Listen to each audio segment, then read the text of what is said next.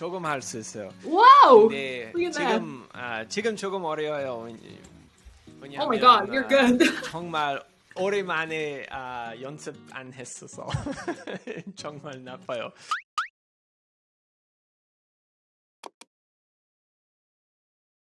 How to choose what to learn, right? For example, you decide to learn Spanish, Chinese, Korean, Portuguese. Yeah. Macedonian made sense because that was your wife's native language, right? So that makes sense. But how do you choose which language you're going to learn, for example? Or like there are many skills that you can learn, but you chose like CS, for example, for the MIT project. This is a really good question. I think it's hard to come up with a totally analytical answer of like, you know, you write something and you give things points and the thing with the highest points you choose. I don't do anything like that.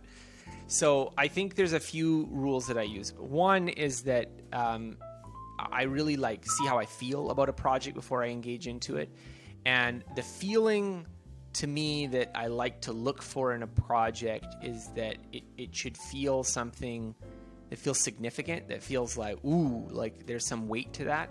So, you know, you mentioned learning an instrument, and part of the reason I haven't done a project like that yet is because I haven't had that feeling about it yet. And I know that that feeling is important because if you engage something where you don't have that feeling about it, that's when you get these lackluster efforts and you're just like, you're just dragging it out and you don't actually do that well, and then you feel bad after. So that's the first thing I would talk about. The second thing I would talk about is the need to pick one project and to do this with one idea. Because very many people, they only have this sort of vague collage of different things they'd like to learn. And that's fine, but I just don't think it's enough to really get the motivation to learn things. So I think, you know, not that I'm particularly special in any way, but I think one of the things, this sort of ultra learning approach that I'm trying to do a little bit differently is that the projects that people undertake when they undertake self-education just very spontaneously tend to be kind of vague. I just started reading books and then I read a lot of books because I really liked it. Whereas the ultra learning idea, there's much more deliberateness in defining what the project is, and this is what I'm trying to do. And so part of the problem is that people have this grass is greener feeling. They start getting in one project and then they're like, oh, no, but all these other things I want to do. And so the rule that I've learned for myself is that there will always be time in the future to do those other things that you're interested in, but now is the time for you to do this one thing. And I think that doing one thing really well, so you feel really satisfied with how you did that project, is much better than doing 6 things where you weren't really satisfied with it. And I think it's also just, again, getting that tight scope too, because if you just make it like I'm only learning this forever, then you get that real grasp. But if it's like it's for 3 months or it's for 2 months or it's 2 weeks or whatever, it's a lot easier to just be like, okay, I'll do that after. In terms of where to start, my general point for where to start is to focus on what you'd like to be able to do with the knowledge. And I think this is a useful framing device because sometimes we just think about learning as just sort of acquiring facts or ideas in our head.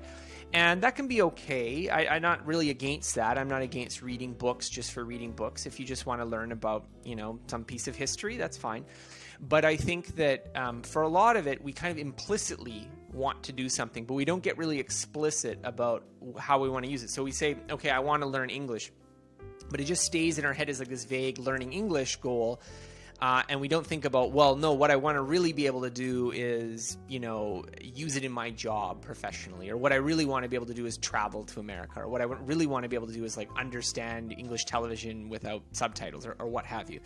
And because we don't get kind of clear on what are the actual situations that I care about this skill, we do a lot of practice that is like about learning the language, but it's not really aimed at sort of achieving those skills. And so I think that can be an issue.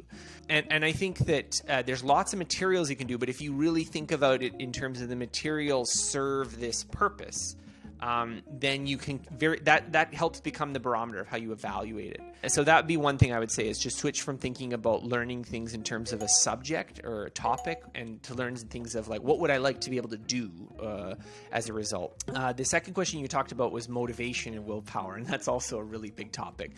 One of the things that I think helps a lot is to just really crisply define what it is you're working on.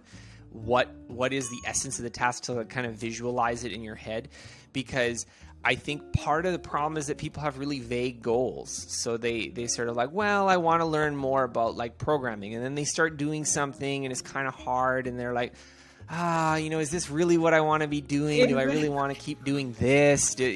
And so I think the more you tightly define, I'm doing this, and then when you encounter difficulties, you're like, yeah, but this is what I wanted to do, you're more likely to push through it. So it's maybe easier to understand through a story. So I can speak for myself that, both before and after the MIT challenge, I would be like doing some kind of class or learning something, and I would be doing it kind of casually.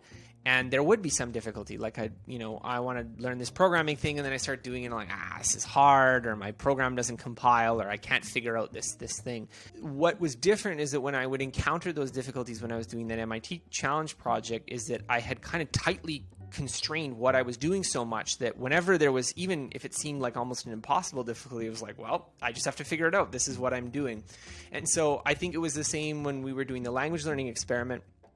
When we go places, and it was like, well, I have no idea. I don't feel comfortable speaking, or I'm not good, or it was just kind of like, well, this is what we're doing, so I'm going to just try my best. And so I think part of the problem is that when you vaguely define the goal, you give yourself too much wiggle room to get out of the hard stuff. Whereas if you define it very concretely, it kind of locks you in a certain amount, and you expect it going into it that, okay, there's going to be these difficulties, there's going to be these frustrations, and I'm just going to get through them.